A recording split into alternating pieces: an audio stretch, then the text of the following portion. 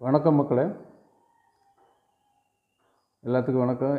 இன்றைய புது காலகட்டத்தில் இப்போ இதய நோய் சம்பந்தமாக நிறைய பேர் நிறைய பிரச்சனைகள் அனுபவிச்சுட்ருக்குறாங்க.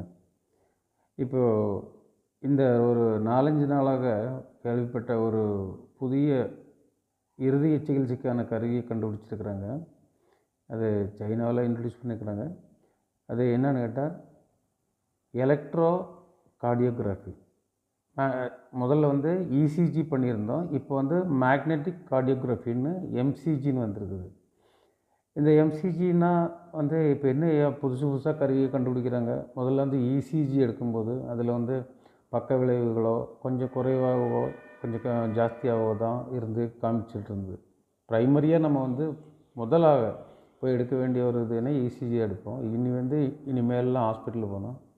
வெறும் 3 நிமிடங்களில் நமக்கு காந்தத்தில் ஆன இதய சம்பந்தமான காந்த வரைபடம் நமக்கு கிடைக்க போகுது. அது வெறும் 3 நிமிஷத்தில் இனி மேற்கொண்டு வரவிருக்கும் இருதயத்து சம்பந்தமாக ஏதாச்சும் குறைபாடுகள் உள்ளதா, பிளாக்கு அல்லது நெஞ்சு வலி அந்த மாதிரி சிவியர் அட்டாக் பண்ண வரக்கூடுமா என்றுள்ளது ஒரு 3-5 நிமிடங்கள் கண்டுபிடிக்கக்கூடிய இது மனித உடம்புலேயே நம்ம தொடாமையே காந்த வலயத்தில் இது கண்டுபிடிக்கக்கூடிய இருக்குது. இது முதல்ல ட்ரீட்மெண்ட்டுக்காக ஒரு ரூம் தேவைப்படுது, ஏசி ரூம் தேவைப்படுது, ஐசியூன்னெலாம் தேவைப்படுது. இது அப்படி இல்லை. இந்த மிஷின் எங்கே வேணாலும் ஹாஸ்பிட்டலில் எடுத்துகிட்டு போய்க்கலாம். ரொம்ப அக்குரேட்டாக எவ்வளோ இருக்குது, என்ன பிளாக் இருக்குது எப்படின்னு இந்த மிஷின் வச்சு கண்டுபிடிச்சிடலாம். இனிமேல் இதுதான் வரப்போகுது. இது ஒரு புதிய செய்தி. அதுதான் உங்களுக்கு சொல்லணும்னு நான் இதை இன்றைக்கி பதிவு பண்ணியிருக்கிறேன்.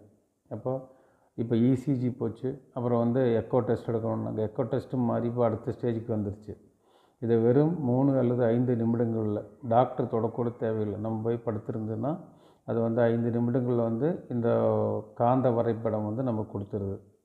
எத்தனை பிளாக் இருக்குது, எங்கெல்லாம் இருக்குது, பிரச்சனை இருக்குது, என்னென்னு கண்டுபிடிக்கப்பட்டு அதுக்கு நமக்கு அறுவை சிகிச்சை இல்லாமையே ட்ரீட்மெண்ட் எடுத்துக்கக்கூடிய அளவில் கண்டுபிடிக்கப்பட்டுள்ளது. ஒரு முக்கியமான விஷயம் இது.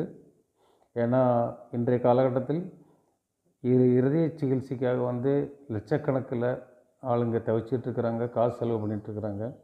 இது ஒரு முக்கியமான விஷயந்தான். அது இதை பற்றி கூடுதல் பதிவுகள் இன்னும் நம்ம ஊடகங்களில் வரக்கூடும். இது புது செய்திங்கிறதுனால உங்களுக்கு பதிவு பண்ணுறேன். எல்லாத்துக்கும் நன்றி.